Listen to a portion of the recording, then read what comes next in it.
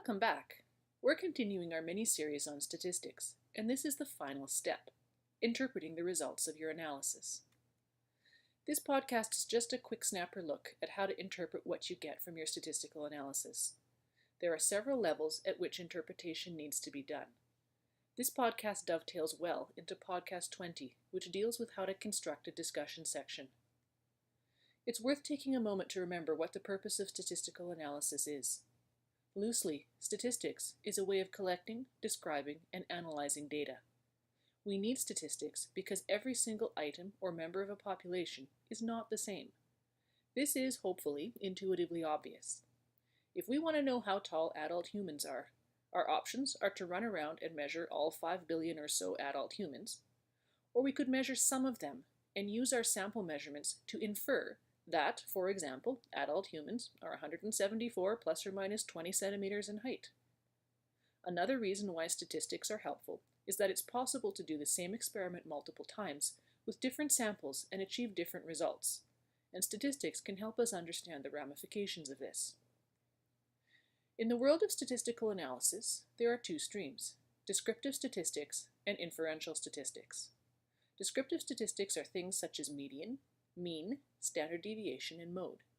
These are done for samples, and we know all the available values. It's a way of organizing the data and informing on the distribution of values of a given quantity. Inferential statistics relate to the use of a selected sample of a larger population, and testing is done on the data from the small sample with the intent of making inferences about the whole population. The quality and validity of your inferences is going to depend on how well you've constructed the sample, whether the data collected is appropriate to answer your question, and whether you conducted and interpreted your statistical tests properly. My feeling is that it's the inferential end of things that tends to hang people up. So let's try to unpack this with some examples. We're going back to our paired statistical hypotheses. In this example, we want to compare outcome of rotator cuff surgery at 12 months between men and women using the work score. Hypothetically, we did our two-tailed test and came out with a p of 0.6. There is no statistically significant difference between groups, so we are not able to reject the null hypothesis. This will sound a bit pedantic, but you cannot ever accept the null hypothesis because it cannot be proven. Our little thought experiment has yielded what is often called a negative study. No significant difference was detected. This is a legitimate outcome, even though it's not sexy. If this happens, it's worth double-checking whether your power was adequate to detect meaningful differences. In this instance, it may be quite a good thing that gender seems not to be a factor in surgical outcome. Negative studies should be very common, but they are seriously underrepresented in the published literature, creating bias. Powerful disincentives in the academic world have also led to underreporting of negative studies. This issue is one of the driving forces behind the development of the Open Science Foundation, along with lack of replication studies. If you've got what seems to be a negative result, and it's a properly designed and executed study, don't be fussed. Own it and disseminate it. Let's grab another of our examples from podcast 12. We actually ran this study at our institution as a prospective audit of hip fracture patients with various anticoagulation states on admission. The DOAC group waited 66 hours, compared with 25 hours for the control group. This was highly significant.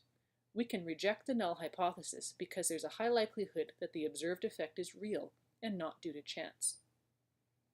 This is a positive result, and what most of us really deep down want to see. So the next step is to determine whether this is a clinically meaningful effect. We had set our MCID at 24 hours, so this effect is well beyond that. We can have confidence to say that in this cohort, the DOAC patients waited longer for surgery. We'll come back to this business of environmental conditions a bit later, because this study also illustrates an important point of interpretation. So back to Shoulderland for a bit. In this example, we measured the work score before and after a surgical intervention. Our repeated measures t-test has come back with a p-value of 0.08. So we've landed on the dreaded didn't quite reach significance problem. Our p-value is higher than the accepted 0.05, and so we can't reject the null hypothesis here. The effect size is potentially clinically meaningful too, because we had a gain of 12 points for an MCID of 11.4. Inasmuch as this is a controversial topic, in general, you do not get to blow past the p-value and start talking about important differences being demonstrated. As odd as it sounds, people sometimes try to make firm conclusions that are based on effect size, not on the statistics. This is not good. What you can talk about are trends, potential issues with power, or potential features of your sample, such as a bimodal distribution or too much heterogeneity to give a clear result. Same example, different result this time. This time we get a nice significant p-value of less than 0.001. Except, your change was an improvement of 8 points. The MCID is 11.4 points. Crud. So here again, don't get carried away. You can talk about effect size, sample heterogeneity, and sensitivity of your outcome instruments. You can draw conclusions, but keep things in perspective. So we've looked at 4 common scenarios that arise from hypothesis testing. There are a few other features to keep in mind when considering your results. The first is the type 1 error, the risk that the positive result you detected really was due to chance after all. For most situations, this risk is accepted to be 5% by setting an alpha of 0.05, and that's the usual convention. But it can be changed under some circumstances. If you're doing many comparison tests, the risk of a type 1 error rises as the number of tests does. You may need to change your alpha and your significance level accordingly. Finally, ask yourself if the significant result makes sense or whether you can explain it. If possible, you could also repeat your experiment to determine whether the results are replicated. A second feature to consider is the type 2 error, in which there was a difference but you didn't find it. This often comes down to an issue of statistical power. Ideally, this issue should be identified and managed up front, so that you don't get to the end and find you lack sufficient power to detect important differences. Convention sets power at 80%, but you can make it 90 or 95 if you want. You just have to be able to carry out the experiment under those conditions. If this is an issue with your work, you can also talk to your statistician about whether a post hoc power analysis is right for you. It's a bit controversial and well beyond the scope of this series. Also, remember that just because you haven't detected a difference doesn't mean that increasing the power or the sample size to detect anything is going to be clinically meaningful after all. Finally, we have to start expanding beyond the hypothesis test result level of interpretation and move into interpreting your results in context.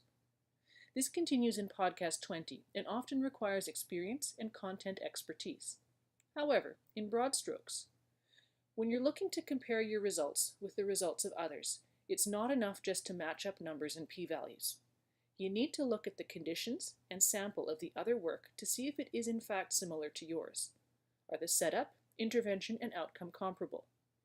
Finally, are there system factors that may have influenced the results? Let's return to the hip fracture study in which the DOAC patients waited an average of 66 hours for surgery while the controls waited 25 hours. The difference between groups was large because on a system level, the time to treatment for hip fracture patients at our institution is fairly short. In an institution where access to trauma time is more restricted and control patients could wait closer to 48 hours, the results of the study would have been substantially different. As another example, if we were looking at the success rates of arthroscopic Bankart surgery for shoulder dislocators, a study conducted in the US might have different results than a Canadian study. Canadian centers often face patient flow differences compared to US centers. Number of dislocations prior to surgery is a potential influence on the outcome of surgery. If Canadian patients experience more dislocations prior to surgery because they wait longer for care, that would potentially account for some of the differences, and we'd have to take that into consideration when interpreting the data. Many folks find the concept of statistical inference to be intimidating, but it doesn't have to be. The key is to stick to the core triad of hypothesis, test, result, and say what you see, even if you wish you didn't see it. Interpretation is a many-layered thing, and sophistication takes time and content expertise. In the next podcast, we're switching gears into presentation mode. It's time to tell people what you've done.